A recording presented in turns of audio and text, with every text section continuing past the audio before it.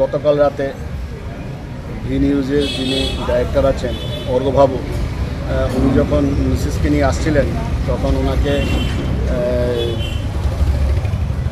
Albert ক্লাবের ওই এলাকাতে এসে ওনাদেরকে একটা অটোর চালক গাড়িতে ধাক্কা মারে এবং মেইন রোডের সামনে গাড়িটা রেখে দেয় এবং ও যখন প্রতিবাদ করে ওকে মারধর করে এবং ওর মিসেসকে ধাক্কা দিয়ে ফেলে দেয়। গাড়ি থেকে একটা শার্প উইপেন হঠাৎ করে বের করে ওকে মেরে ফেলতে চায়। ওর বউ এটা আটকানোর চেষ্টা করতে ওর মিসেসকেও ধাক্কা মারে ফেলে দেয়। ওর একটা স্বর্ণের চেন আসতো, এইটাও নিয়ে যায়।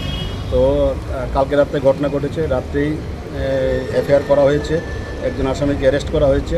তো আজকে আমরা থানাতে এসেছি। আমি এসডিও সাহেবের সাথে কথাও বলেছি, ওয়েস্টের ওসির সাথে কথা বলেছি, এখানে আমরা নিজে এসেছি এবং আমরা একজনকে যেহেতু অ্যারেস্ট করেছে আমরা বলছি ও দৃষ্টান্তমূলক সাজা আমরা চাই।